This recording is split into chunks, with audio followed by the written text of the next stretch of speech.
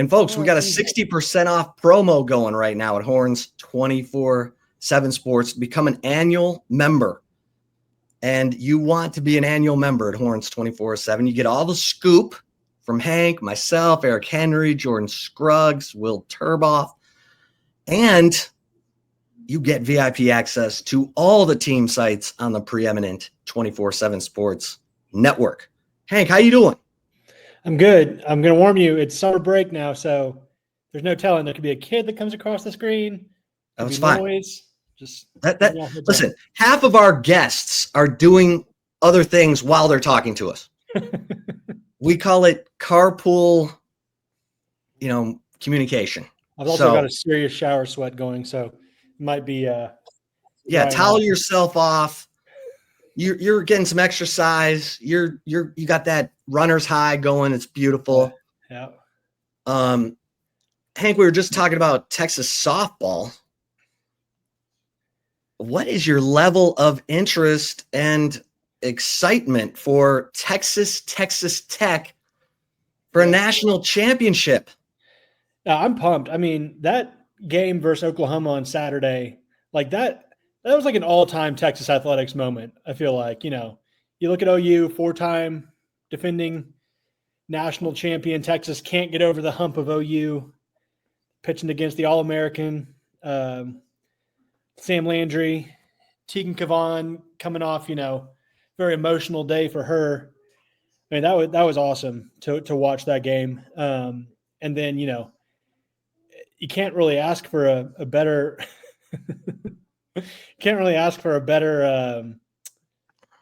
popcorn matchup with this World Series, with the championship series with Tegan Kavan and Nigeri Kennedy. I mean, that's going to be, she's her ERA is Kennedy is 0.86 all season. I don't know what it went to after last night, but number 1 in the nation. Yeah. And she's pitched 250 innings. It's insane. I mean, Tech spent very wise NIL money with that. That's totally paid off with their investment into that. So I'm pumped. I don't know what to expect. If they were playing OU, I probably wouldn't be very optimistic because I think that's asking a lot to beat OU twice. After making them mad on Saturday and beating them then. They beat Tech earlier this season. They shut them out. They're very used to pitching against Kennedy. I mean, am I saying her name right? Kennedy? Yeah, Kennedy. Okay. Yeah, don't want any disrespect. Nigeri. Yeah, Nigeri. I watched most of that game last night. That was a pretty intense ending with the tag. So yeah, no, I'm really excited. I'm curious to see how this goes. That'd be pretty cool for Texas softball to win their first title. How about the baseball team, Hank? I mean, the softball team has us on a high, but the baseball team, man, very disappointed into the season. Your thoughts on that? Yeah, it's a bummer. I mean, you have a 6-1 lead against UTSA on Saturday night. You blow that. Sunday, you look great against K-State. You do what you need to do with that game, come back out an hour later. And, they kept getting guys on base and they just kept, that wasn't, that's a big reason, they didn't win or compete much in that game, but also all the hit, but, hitting the batters, 4 different batters got hit by a pitch. The pitching kind of just got to them in the end as deep as they are, with pitching, hey guys, shh, I swear. But no, that was frustrating. Some of the strikeouts, just not even swinging on them, just caught looking, and some of the errors they made. It was a bummer. But I'll say freaking UTSA, if they play like that, that's a team that can make the College World Series. They're just a gritty. They can hit the ball. Their pitching gets it done. They do just enough. Who ended up winning the Irvine UCLA series? Did you see? Yes. Hold on. Stand by. I would think UCLA. UCLA. So I guess they'll. But SEC overall kind of laid an egg in the regionals. LSU almost got bounced last night. SEC teams left are Tennessee, LSU, Auburn, and Arkansas. And LSU and Tennessee both got taken to the brink of elimination too. I mean, LSU had to come back against Little Rock last night. So Vanderbilt, number 1 seed, getting bounced. So yeah, it's a bummer, but I think there's plenty of positives to work on going into next season. And I'm sure the portal is going to be very lucrative. Texas is going to be a very lucrative destination for a lot of these top guys, as we work through the portal this month. Yeah. That was a tough one, but you could be Vanderbilt. Vanderbilt has not gotten out of the regional in 4 straight years. Like, it's wild. Now, granted, the 5 years ago they were in the championship series, but and they won it. Actually, that was the COVID weird year against NC State, where NC State ended up having to default a game because they didn't have enough players. Blah blah blah. But yeah, Texas. We were talking about this. Was it a successful season, Hank? And I say yes. Yeah. Because yeah, but go ahead. I think they overachieved. I don't think anybody expected them to be the number 2 national seed. And could have, should have, like, obviously you can look at Jared Spencer going out and being, that can be a big reason why, you struggled down the stretch. After that Arkansas series, it just seemed like they kind of lost some of their mojo. You lose a couple to Florida at home.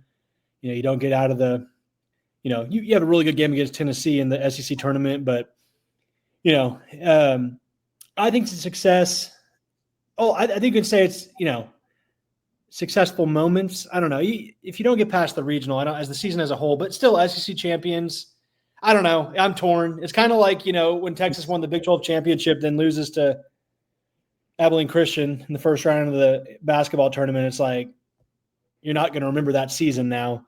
So, but, I think there's certainly plenty to build on and plenty of excitement, for next year. What did Brian Davis tweet about Texas baseball?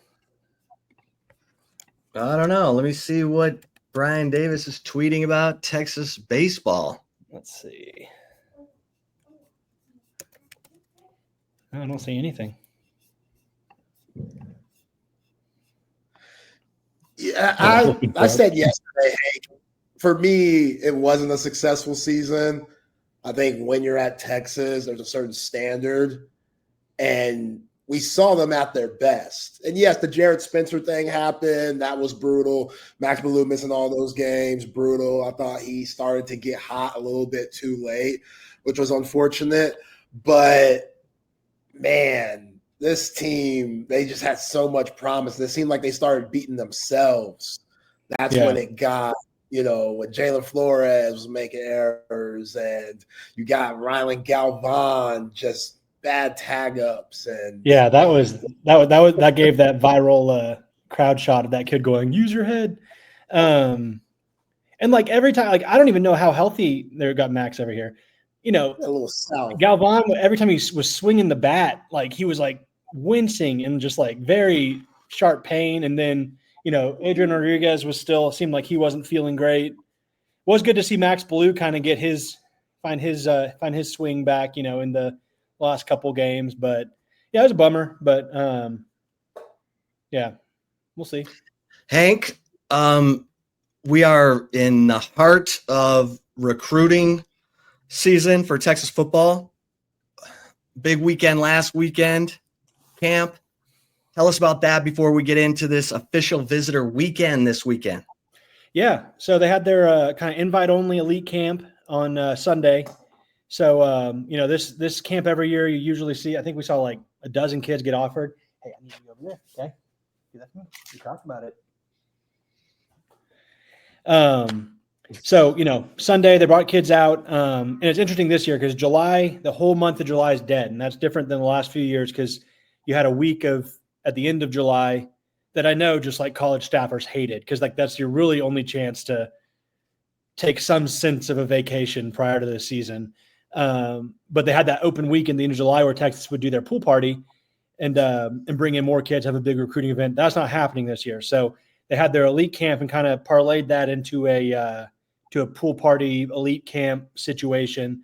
But a bunch of kids came out. We were out there. They offered, I don't have the count, but they offered at least 10 kids, probably a dozen. And these are kids that obviously they're not 2026 kids. They're 27, 28. We saw them offer a couple young quarterbacks, Jaden Wade from IMG Academy in Florida, and then a kid named Neiman Lawrence from South Florida in Miami. So, we'll probably be paying closer attention to them this time next year in terms of where they're going to end up. In terms of 2027, the big question I think with this camp was, what's going to happen at quarterback for 2027.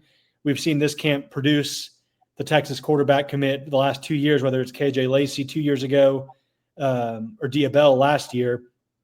I don't know if that camp's going to produce this year's quarterback. It could. Texas has still only offered one kid that's uncommitted, and that's Peyton Houston from Louisiana, and he was there on Sunday. And he was the last one to leave that I could tell. So, I mean, he could very well be the quarterback commit in this class, but he's not planning on making a decision this summer as of now. But the big name, 2027. So they're going into their junior seasons. And the big name was Gunnar Rivers. And, he's a kid similar to Arch Manning in that, and name sound familiar, Phillip Rivers' son, one of his, I think he has 10 kids, maybe. Already. But this is his football team. 4-star quarterback son. We have him ranked as the number 2 quarterback in the country for 2027. And he's a kid that we're not going to know he's at Texas unless we see him. And that's what happened. We're walking up to the parking lot and Phillip Rivers and Gunnar Rivers are on a golf cart going down to the football offices. It's like, oh, okay, Gunnar Rivers is here. And it was funny because I got texts about it. You're not going to know he's there because he doesn't talk. Yeah, they're not I need you to go over there. Okay. I'm not going to say it again. Okay. A little bit of parenting. No, yeah. He's, so it's not even clear what his offers are. I know Texas hasn't offered him yet, but they like him. But he's got an Auburn offer. He's got NC State where his dad went. And then, several others, but he came out to Texas to camp. And we actually got, he hasn't done an interview. And so we got him after the camp leaving, gave a great interview, a really nice kid, for someone that's never done an interview that I've seen, at least with recruiting media, was really good. And, he said he talked to Sark, he threw for the staff. Really, he said the reason he wanted to get out was the coaching. He really likes Milwee. He really likes Sark. And he worked out for the staff. So, we'll see what goes on from here in terms of, whether Texas offers or not. I know they really like Peyton Houston. And then an interesting one coming this Thursday. There's a couple more camps, smaller camps throughout the month.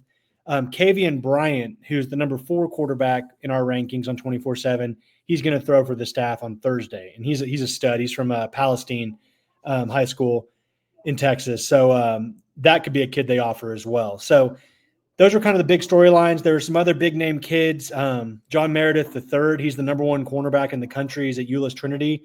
He was there, but he didn't camp. He just kind of hung out with the staff. He's probably not a kid that needs to really camp. He's a stud and probably top cornerback target for Texas in 2027. What's his name again? John Meredith III. Looks the part too. We have an interview up with him on Horns 24/7. Julian Caldwell, a 2027 receiver from Argyle. That's a kid that just looks like a future Texas receiver. I think we're going to be hearing his name a lot more here in the next year. He worked out. He grew up as a Texas fan. He's a huge Texas kid. So I think that would be a safe early pick to make for this class. And then, 27 or 28, Hank. He was 27. So most of the kids, of note were 2027. Trying to think, there's some offensive line offers. Caden McCarty, who's a top edge rusher, he was there. He got an offer. So yeah, this is the camp. This time last year, it was Felix Ojo getting an offer, or Yaheem Riley, who's now committed to Texas, the safety from Anderson High School. So certainly is kind of the foundation for Texas's push on a lot of these kids. They're going to invite them back for games this fall. And then next year, starting in junior day, we're really going to start to see the pushes be made in terms of, trying to get them to commit. Hank, talk about Lamar Brown a little bit. I saw you retweeted him that he'll be in town this weekend. Yeah, he's a stud. And Texas is like quietly chipping away here. He's from Baton Rouge, so like his high school is like on LSU's campus.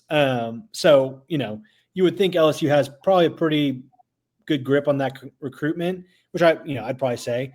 But what's interesting is Alan Clark, the new edge coach for Texas, is from Louisiana. He actually gave Lamar Brown his first college offer when he was coaching at Southern. However many, I think when Lamar Brown was in 8th grade, so a few years back.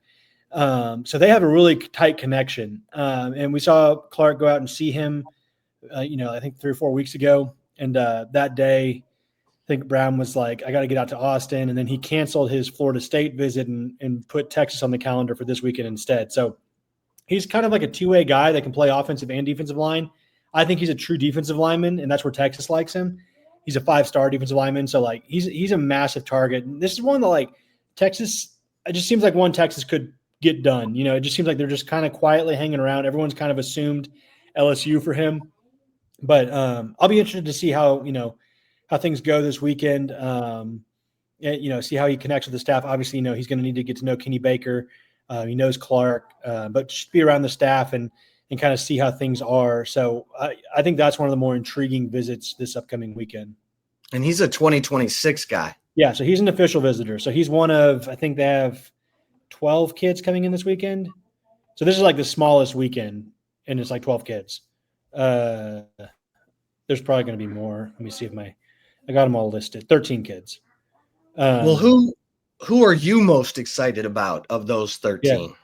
Yeah, I really like Lamar Brown. I think he's one to watch. One that I think is like that I know from talking to people, close to the program, like Davon Benjamin, the safety from Oaks Christian in California. Hold on one sec, guys.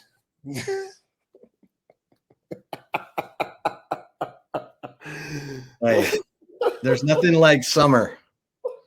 The kids are out of school. It's like, gosh, man. We've been there. Yeah. You were talking about. I can't afford. You can't send all these. I need to these camps are insane. It's like $800 for a week. I'm like, I'd rather use $800 and go to the beach.